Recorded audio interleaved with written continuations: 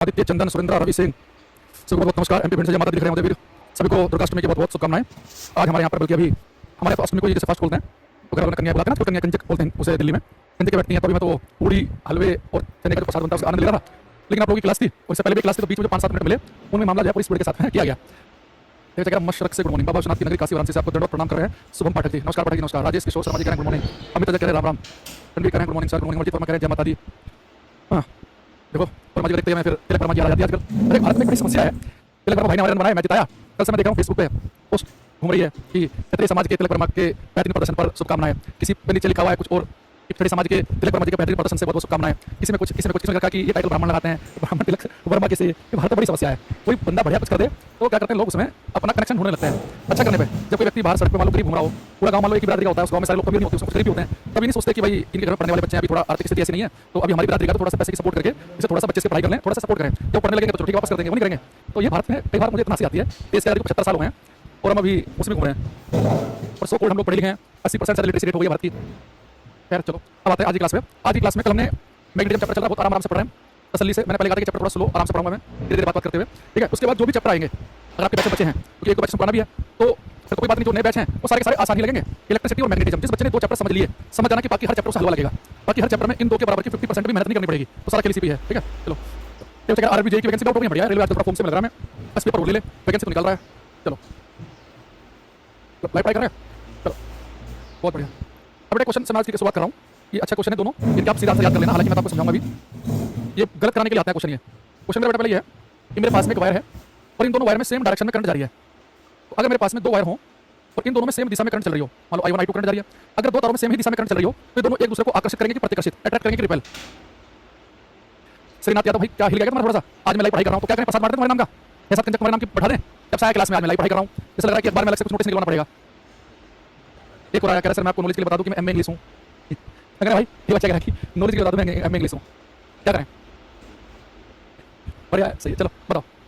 अगर 2 तारों में सेम ही दिशा में करंट हो तो बताओ ये दोनों तार एक दूसरे को आकर्षित करेंगे कि प्रतिकर्षित, अट्रैक्ट करेंगे कि रिपेल करेंगे? अब मेरे पास कुछ आंसर आ रहा है, कुछ बच्चों ने कुछ लॉजिक लगाया, कुछ आंसर दिया, कुछ मोबिन अहमद का गलत हो गया, तिवारी जी का ठीक है, अनुराग यादव का भी ठीक है। देखो जितने बच्चे कह रहे हैं कि रिपेल प्रतिकर्षित करेंगे उनका गलत है। ये क्या कर रहे हैं, ये लॉजिक पता क्या लगा रहे हैं? ये लॉजिक कुछ ऐसा लगा रहे हैं जैसे हमने पढ़ा है कि भाई इलेक्ट्रॉन और इलेक्ट्रॉन एक दूसरे को रिपेल प्रतिकर्षित करते हैं, प्रोटॉन प्रोटॉन भी रिपेल करते हैं, नॉर्थ पोल रिपेल करता है, साउथ पोल भी करता है। वो ऐसे कुछ लॉजिक लगा रहे हैं। बेटा अगर 2 तारों में सेम ही दिशा में करंट हो तो ऐसे तार एक दूसरे को अट्रैक्ट आकर्षित करते हैं।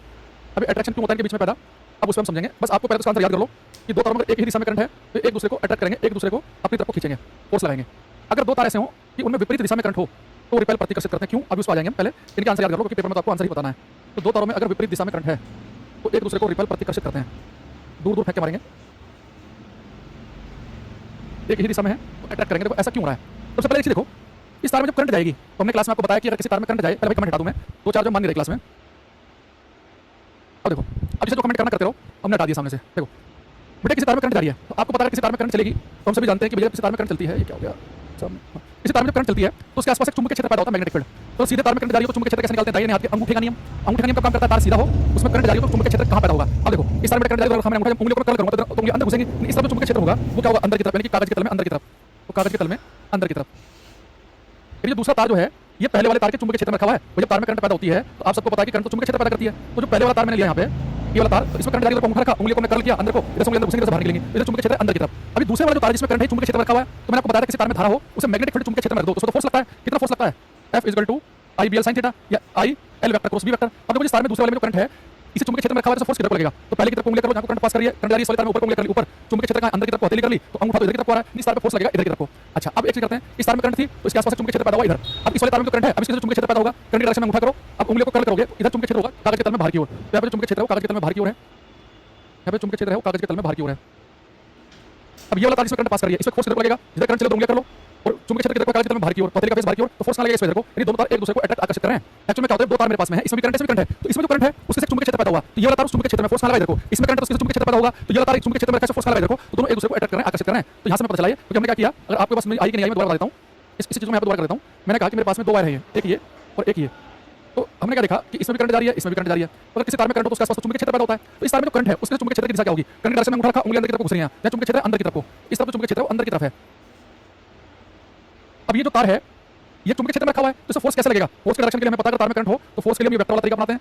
तो करंट कहाँ जा रही है, ऊपर की तरफ हमने उंगली कर दी, और दूसरा हथेली का फेस चुंबकीय क्षेत्र की तरफ, चुंबकीय क्षेत्र अंदर की तरफ, तो फोर्स लगा इधर, तो इसमें जो फोर्स लगेगा वो इस तरफ लग गया, यहाँ तक का काम खत्म हो गया। अब दूसरा इसमें करंट है, तो यहाँ भी चुंबकीय क्षेत्र होगा, इस तार की वजह से करंट जा रही है, देखो ये चुंबकीय क्षेत्र बाहर की तरफ निकल रहा है, तो ये तार इस वाले चुंबकीय क्षेत्र की वजह से बाहर की तरफ है वो। अभी चुंबकीय क्षेत्र में तार रखा हुआ है, करंट डायरेक्शन में उंगली करी, चुंबकीय क्षेत्र बाहर की तरफ, फोर्स लगा अंदर की तरफ को, तो दोनों तार एक दूसरे को अट्रैक्ट करेंगे नहीं कर रहे हैं, तो ऐसे हम इसमें भी निकाल सकते हैं। तो दो तार सेम ही दिशा में करंट जारी हो तो एक दूसरे को आकर्षित करते हैं, विपरीत दिशा में करंट हो तो प्रतिकर्षित करते हैं। क्वेश्चन अगर आ गया तो गलत करने के आएगा ये, ठीक है।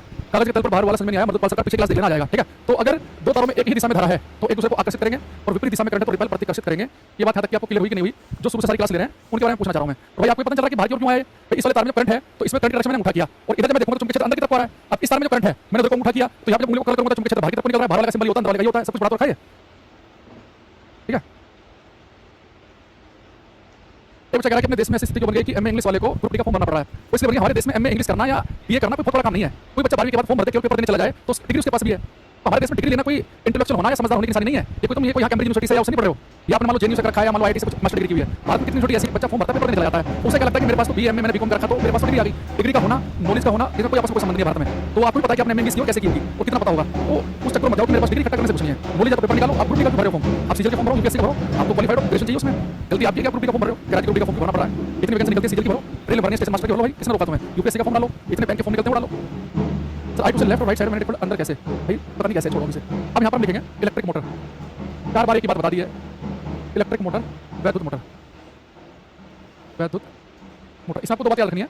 एक तो जो इलेक्ट्रिक मोटर है ये क्या काम करता है, इसका कार्य क्या है, और एक किस प्रिंसिपल पे, किस सिद्धांत पे काम करता है, ठीक है।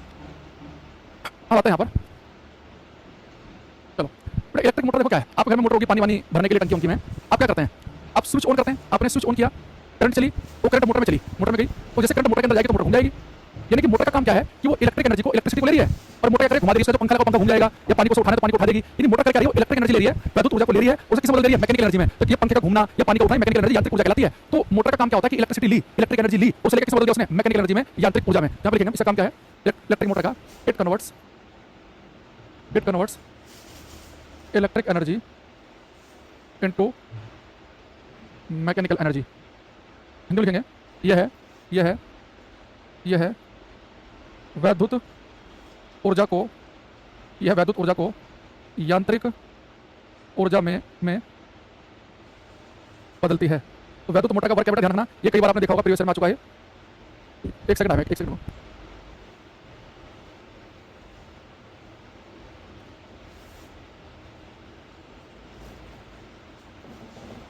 It converts electric energy into mechanical energy. ये यांत्रिक ऊर्जा को, वैद्युत ऊर्जा को यांत्रिक ऊर्जा में बदलती है। ये क्वेश्चन किसी न किसी सेट में टकरा सकता है, ध्यान रखना इसे। अब इसका जो प्रिंसिपल है, सिद्धांत, वो भी ध्यान रखना आपको।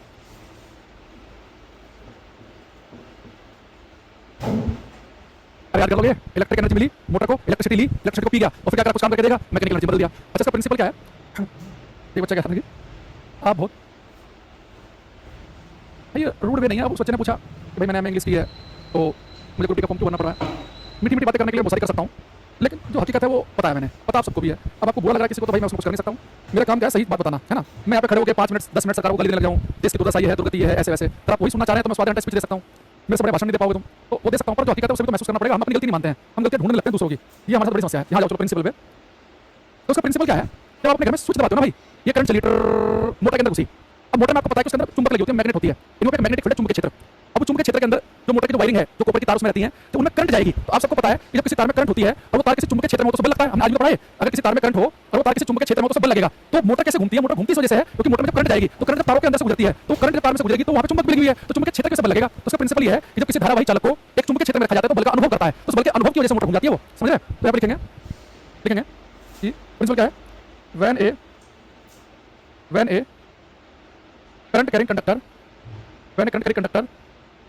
is placed when a current carrying conductor is placed in a magnetic field in a magnetic field, it experiences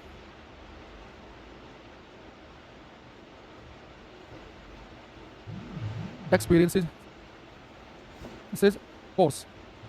When a current carrying conductor is placed in a magnetic field, it experiences force. Hindi में लिखेंगे, इसका principal क्या है, जब एक धारावाही चालक को चुंबकीय क्षेत्र में रखा जाता है तो यह बल का अनुभव करता है। वही आपको दो बात याद रखनी है कि वैद्युत मोटर का काम क्या है, इसका कार्य क्या है और किस सिद्धांत पर काम करता है कि मोटर में आप करंट पास कराओ, चुंबक वहां पहले से लगी हुई है, जब करंट रहेगी तार के अंदर तो चुंबक क्षेत्र में बल का अनुभव करेगा, उस बल की वजह से मोटर घूम जाएगी। ये दोनों बातें आपको ध्यान रखनी है, ठीक है। अरे समझ में ये बच्चा कह रहा है कि टेक्नीशियन में काम करेगा क्या, एलपी के लिए सफिशिएंट है क्या। तो सबसे पहले काम करो, सबसे पहली क्लास लेकर आओ, मैंने उसमें बता रखा है कि कौन कौन से एग्जाम कवर हो जाएंगे, है ना। तो बीच में से भाई आओगे तो कैसे बात बनेगी। अब इसमें लिखेंगे इंपॉर्टेंट टॉपिक हम इलेक्ट्रोमैग्नेटिक इंडक्शन, इलेक्ट्रोमैग्नेटिक इंडक्शन, वैद्युत चुंबकीय प्रेरण, वैद्युत चुंबकीय प्रेरण, इलेक्ट्रोमैग्नेटिक इंडक्शन, ठीक है। तो फ्लेमिंग का बाएं हाथ का नियम हमने कल पढ़ लिया है और मैंने आपको बताया कि फ्लेमिंग का जो बाएं हाथ का नियम है वो ये तो बताता है कि अगर किसी तार में करंट हो उसे चुंबकीय क्षेत्र में रखेंगे तो उसे बल कहां लगेगा। तो मोटर के केस में उसका यूज कर सकते हैं। फ्लेमिंग के बाएं हाथ का नियम तो पढ़ाया था ना कि अगर किसी तार में करंट हो उसे चुंबकीय क्षेत्र में रखेंगे तो बल किधर को लगेगा। हालांकि पेपर में हम ये बताएंगे कि फ्लेमिंग का लेफ्ट हैंड रूल, हालांकि हम खुद किसका यूज करते हैं, तार में करंट हो चुंबकीय क्षेत्र में रखेंगे हम यूज करते हैं वेक्टर वाला तरीका, F = I L vector cross B vector. जिसको करंट जाएगा तो उंगली करो, हथेली का फेस चुंबकीय क्षेत्र की तरफ करो तो अंगूठा में फोर्स बता देगा, है ना।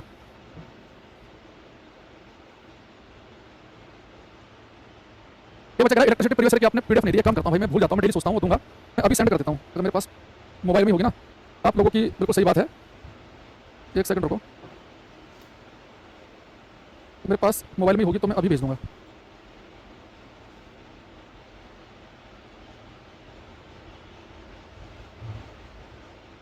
मैं काम करता हूँ, ये मैं अभी आपके सामने भेज देता हूँ। इससे पहले कि आप लोग मुझे गाली बकना शुरू करो, ये काम क्लास में कर लेते हैं। गोविंद भाई मैंने पीडीएफ आपको भेजी है इलेक्ट्रिसिटी क्वेश्चन कि ये सुबह जो 8 से 9 बैच चलता है उसमें आप डाल देना आज ही, है ना, क्योंकि बच्चे को मैंने कई दिन से बोला हुआ है तो आज जरूर डाल देना, ठीक है भाई। चलो अच्छा अब आप आ जाओ। ये जो इलेक्ट्रोमैग्नेटिक इंडक्शन है क्या है इसको तो बाद में आएंगे, इसकी थोड़ी सी हिस्ट्री पे भी आते हैं क्योंकि उससे भी क्वेश्चन आता है। ये इलेक्ट्रोमैग्नेटिक इंडक्शन जो है वैद्युत चुंबकीय प्रेरण, ये है क्या, वो बाद की बात है। इसकी जो डिस्कवरी की थी वो किसने की थी, माइकल फैराडे साहब ने और हेनरी जोसेफ ने। और सबसे बड़ी बात पता है क्या, तुमने इंडिपेंडेंटली, मतलब मैं यहाँ भारत में बैठे एक्सपेरिमेंट कर रहा हूँ और सेम उसी टाइम पे वही एक्सपेरिमेंट वालों को रूस में कर रहा हूँ, तो इंडिपेंडेंटली नहीं, एक लैब में नहीं, अलग अलग, तो लगभग सेम ही समय पर माइकल फैराडे और हेनरी जोसेफ ने इसके डिस्कवरी की। वो बात है कि माइकल फैराडे का नाम ज्यादा आता है, उन्होंने बाद में और भी बहुत सारे काम किए इसके बारे में, तब लिखेंगे electromagnetic induction, electromagnetic induction was discovered by Michael Faraday and Henry Joseph in 1831 independently Hindi लिखेंगे वैद्युत चुंबकीय प्रेरण की खोज माइकल फैराडे और हेनरी जोसेफ ने 1831 में अलग अलग की थी, ठीक है। अब ये मैंने आपको बताया, ये बेटा पेपर में ये पूछा गया है कि इलेक्ट्रोमैग्नेटिक इंडक्शन की खोज कब की गई 1831, और इससे पहले एक मैंने बताया कि जो ऑस्ट्रेड का जो एक्सपेरिमेंट था, ऑस्ट्रेड ने जो एक्सीडेंटली बता दिया था कि तार में करंट है तो उसके आसपास चुंबकीय क्षेत्र होगा, वो 1820 में किया गया था। दोनों याद रखना, मैग्नेटिज्म चैप्टर में एक ऑस्ट्रेड का प्रयोग 1820 में किया गया और वैद्युत चुंबकीय प्रेरण की खोज 1831 में हुई है, ठीक है। अब ये इलेक्ट्रोमैग्नेटिक इंडक्शन क्या बला है, अब उस बात है हम।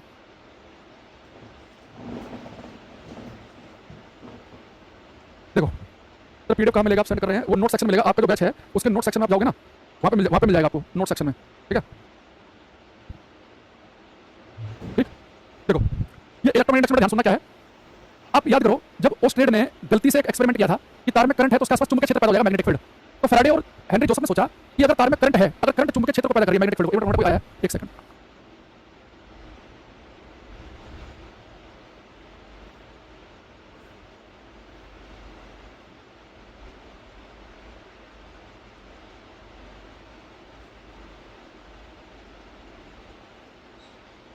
तो इन्होंने सोचा कि जब तार में करंट होने से उसके आसपास चुंबकीय क्षेत्र पैदा हो रहा है, तो उल्टा भी तो हो सकता है कि चुंबकीय क्षेत्र करंट को पैदा कर सकता है, करंट चुंबकीय क्षेत्र को पैदा कर रही है, करंट मैग्नेटिक फील्ड को पैदा कर रही है, तो मैग्नेटिक फील्ड को करंट को पैदा कर सकता है। यही इलेक्ट्रोमैग्नेटिक इंडक्शन है कि अगर आपके पास मान लो कोई कोइल है, आपके पास में कोई कुंडली है, कोइल का मतलब है कि क्लोज सर्किट होना चाहिए। अगर आपके पास में कोई कोइल है और उस कुंडली को अगर आप एक परिवर्तित चुंबकीय क्षेत्र में रखें, एक ऐसे मैग्नेटिक फील्ड रखें जो चेंज हुआ, वेरी कर रहा हो, तो उसके अंदर करंट पैदा हो जाएगी, समझो। करंट है तो चुंबकीय क्षेत्र पैदा कर सकती है, ऑस्ट्रेड ने बताया करंट है तो चुंबकीय क्षेत्र पैदा होगा, लेकिन उन्हें क्या बताया चुंबकीय क्षेत्र है तो करंट पैदा कर सकता है, बस शर्त है कि चुंबकीय क्षेत्र परिवर्तित होना चाहिए, वो चेंजिंग हो। तो अगर आप किसी कोइल को, किसी कुंडली को ऐसे चुंबकीय क्षेत्र रखें जो परिवर्तित हो तो चुंबकीय क्षेत्र धारा को पैदा कर देगा, और ऐसी धारा होगी उसमें हम कहते हैं प्रेरित धारा, इंड्यूस्ड करंट। देखो वो करंट जो बैटरी से मिले वो करंट है, सिंपली भाई आपने बैटरी एक सोर्स लगाया तो आपको करंट मिल गई, लेकिन बिना बैटरी के भी जो करंट मिल जाए केवल चुंबकीय क्षेत्र के बदल जाने से उसे कहते हैं इंड्यूस्ड करंट, प्रेरित धारा। तब लिखेंगे electromagnetic induction is a phenomena, electromagnetic induction is a phenomena in which current is induced in a coil when it is placed in a changing, सब याद रखना, in a changing magnetic field, Hindi लिखेंगे वैद्युत चुंबकीय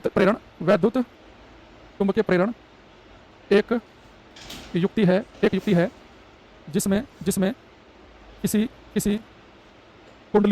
कुंडली को परिवर्तित चुंबकीय क्षेत्र में रखकर, परिवर्तित चुंबकीय क्षेत्र में रखकर उसमें धारा प्रेरित की जाती है, इंड्यूस की जाती है। बात को समझ रहे हो? ऑस्ट्रेलिया के प्रयोग में और इनमें क्या फर्क है? ऑस्ट्रेलिया ने कहा कि तार में करंट है तो आसपास चुंबकीय क्षेत्र पैदा होगा, और उन्होंने क्या कहा, अगर चुंबकीय क्षेत्र बदल रही है तो धारा पैदा होगी, चेंजिंग मैग्नेटिक फील्ड करंट को पैदा कर सकता है। ऐसी करंट हमारी कहलाती है इंड्यूस्ड करंट। तो electromagnetic induction is a phenomena in which current is induced in a coil when it is placed in a changing magnetic field. याद रखना, पेपर में लिख देगा कि एक समान चुंबकीय क्षेत्र, एक लिखेगा परिवर्तित, तो परिवर्तित चुंबकीय क्षेत्र होना चाहिए। हमने क्या बोला कि वैद्युत चुंबकीय प्रेरण एक युक्ति है जिसमें किसी कुंडली को परिवर्तित चुंबकीय क्षेत्र में रखकर उसमें धारा प्रेरित की जाती है। तो इलेक्ट्रोमैग्नेटिक इंडक्शन समझ आ गया, ठीक है। अभी इलेक्ट्रोमैग्नेटिक इंडक्शन जो है ये भी दो प्रकार का होता है। इलेक्ट्रोमैग्नेटिक इंडक्शन दो प्रकार का है। एक सेकंड रुकना।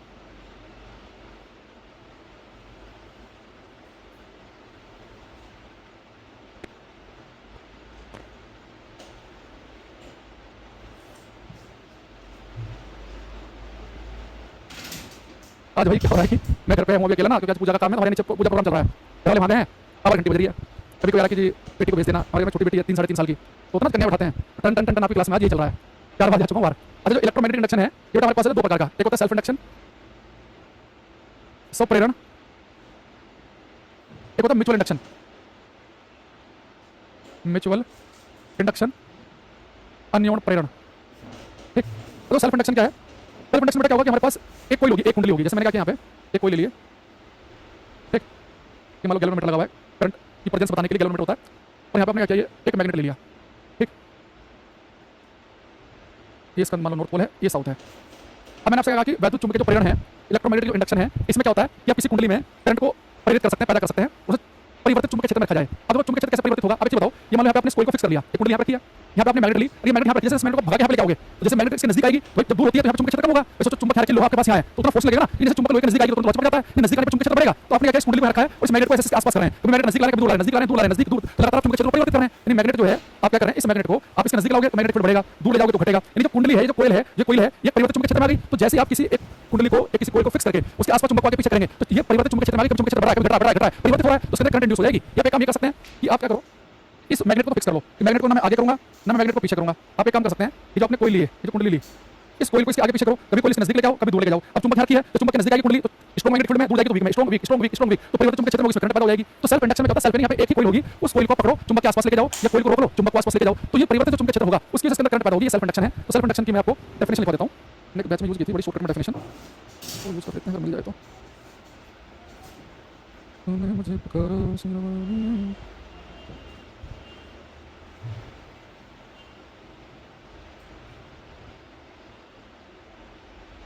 लिखेंगे इन सेल्फ इंडक्शन, डेफिनेशन थोड़ा शॉर्टकट में अच्छी लगी मुझे।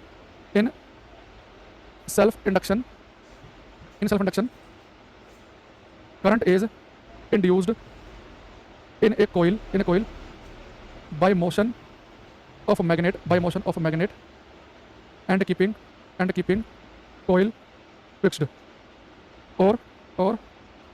कोइल फिक्स्ड, और by motion of coil and keeping magnet.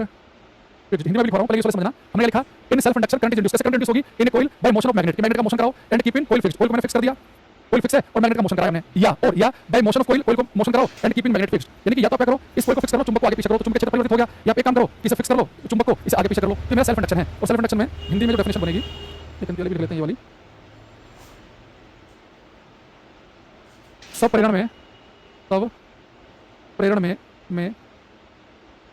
में एक कुंडली में धारा प्रेरित की जाती है या तो चुंबक को रोककर कुंडली को आगे पीछे करने से या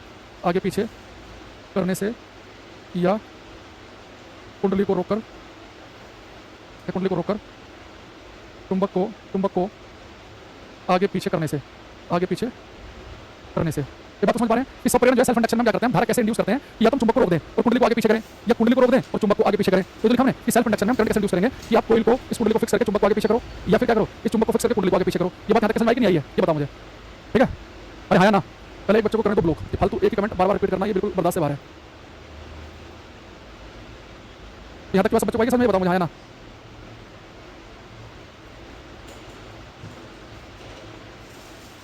बायो की क्लास चल रही नहीं चल रही, बायो वाले से पूछो, हमें कोई जानकारी नहीं इस बारे में। ये कॉल सेंटर फोन किया करो सुबह 10 बजे के बाद।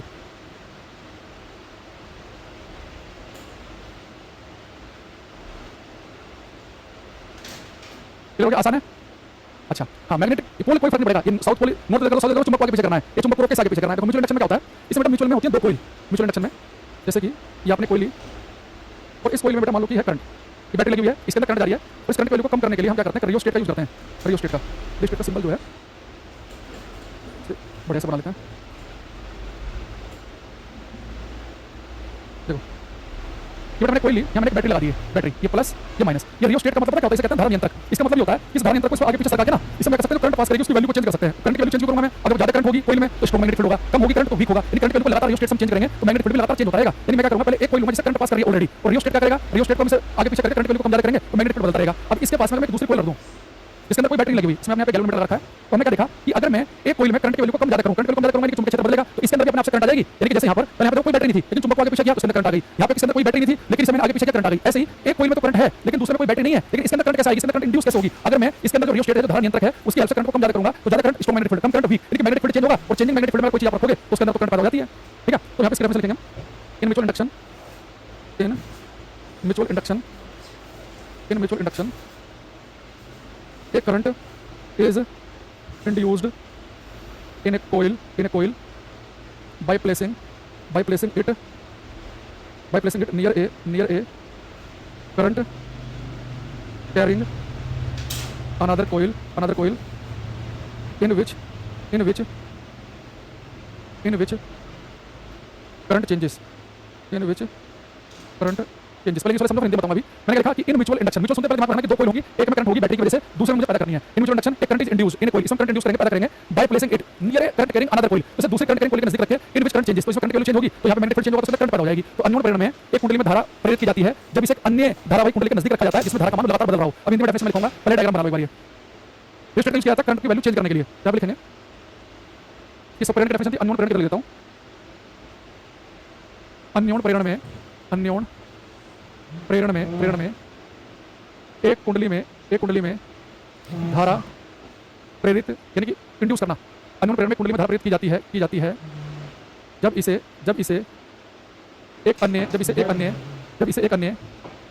इसे एक अन्य धारावाही कुंडली के नजदीक रखा जाता है जिसमें धारा परिवर्तित हो रही हो। देखिए बताओ, ये थोड़ा सा डेफिनेशन जो है बहुत सारे बच्चों ने पहली बार पढ़ी होंगी, तो ये बात आप झेल पा रहे हो कि नहीं झेल पा रहे हो कि सब परिणाम कुछ नहीं है, ये डायग्राम से रखना। सब परिणाम में एक ही कुंडली होगी, उसे आगे पीछे करो, चुंबक को फिक्स कर लो, या कुंडली फिक्स करके चुंबक को आगे पीछे करो। ये लेकिन म्यूचुअल इंडक्शन में क्या है कि दो कोइल होंगे, इसमें एक में मैं करंट को इंड्यूस करूंगा और जो दूसरी है उसके अंदर करंट की वैल्यू को कम ज्यादा किया जाएगा। तो अननोन परिणाम में धारा प्रेरित की जाती है इसी कुंडली में जब इसे अन्य धारावाही कुंडली के नजदीक रखा जाता है जिसमें धारा परिवर्तित हो रही हो। ये बात आप झेल पाएंगे नहीं, इसका बहुत अच्छा एग्जांपल बताता हूं आपको म्यूचुअल इंडक्शन का।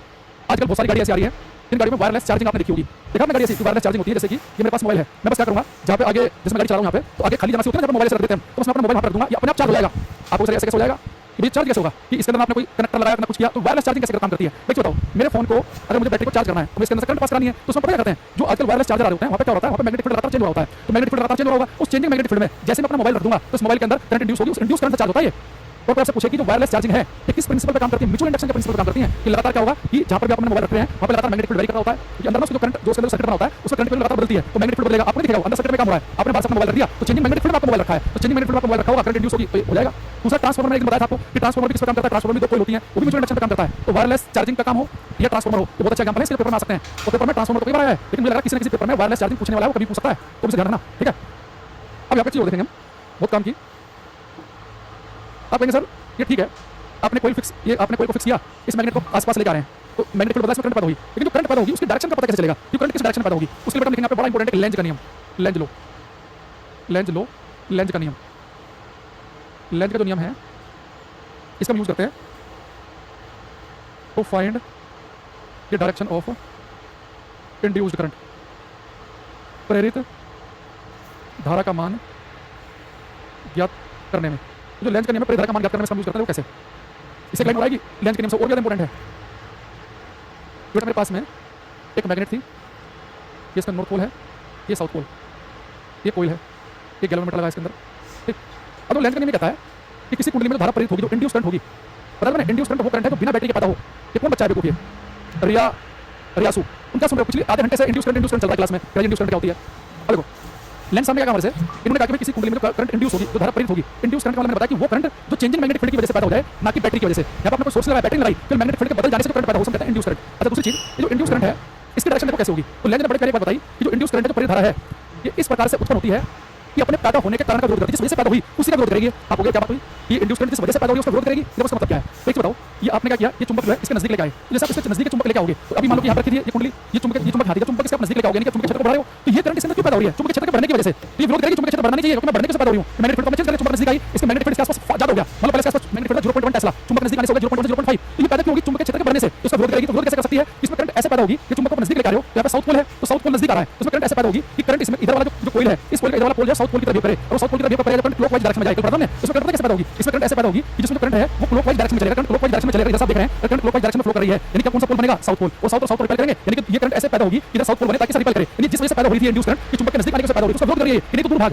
अगर मैं काम करूं, मैं इस कोइल को मैंने फिर से रखा हुआ है, अब मैं चुंबक को से दूर लेके चला जाऊं, जब मैं इस चुंबक को दूर लेके जाऊंगा तो क्या होगा, तो मैग्नेटिक फील्ड कम होगा, मैग्नेटिक फील्ड फिर से चेंज हो रहा है, नजदीक आने से बढ़ रहा है, दूर जाने से घट रहा है, तो मैग्नेटिक फील्ड दूर जाएगा, ये यहां से दूर जाएगी चुंबक, तो मैग्नेटिक फील्ड के कम होने से करंट पैदा हो रही है, तो करंट क्या करती है, अपने पैदा होने का विरोध करती है, ये कहेगी चुंबक दूर क्यों जा रही है, नजदीक है, नजदीक यहां पे करंट कैसे पास करनी चाहिए, लेकिन नॉर्थ पोल बनना चाहिए एंटी क्लॉकवाइज डायरेक्शन में, तो करंट कैसे पास करनी चाहिए एंटी क्लॉकवाइज डायरेक्शन में, एंटी क्लॉकवाइज में क्या बनेगा, नॉर्थ पोल बनेगा। तो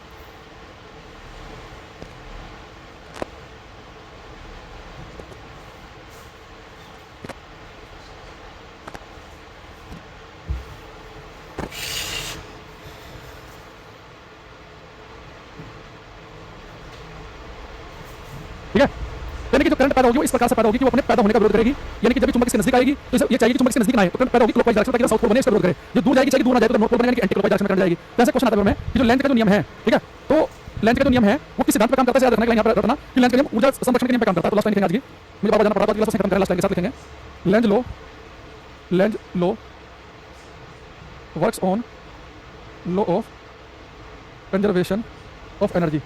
लेंज का नियम ऊर्जा के संरक्षण के सिद्धांत पर कार्य करता है, लेंज का नियम ऊर्जा के संरक्षण के सिद्धांत पर कार्य करता है, ठीक है। तो मैग्नेट भागती आएगी, उसकी सारी जो काइनेटिक एनर्जी होगी ना वो इलेक्ट्रिक एनर्जी में बदल देगी, वो करंट पैदा कर देगी, तो ऊर्जा के संरक्षण सिद्धांत पर काम करता है। एक बात याद रखना, तो याद रखना कि लेंज का नियम किसलिए यूज कर सकते हैं, प्रेरित धारा का मान ज्ञात करने के लिए, और प्रेरित धारा कैसे पैदा होती है, धारा ऐसे पैदा होगी कि अपने पैदा होने का विरोध करेगी वो, ठीक है। तो आज बता रखते हैं, बाकी लेंज का जो नियम है वो हम ये जो इंड्यूस करंट है, एक तो लेंज का नियम यूज करते हैं इसका डायरेक्शन पता करने के लिए, कल पढ़ेंगे, एक फ्लेमिंग के राइट हैंड के नियम का यूज भी कर सकते हैं। तो हम कल की क्लास में ऑलमोस्ट इस चैप्टर को खत्म करने के कगार पे होंगे, ठीक है। आज की तरफ बाकी कल मिलेंगे, थैंक यू, बाय।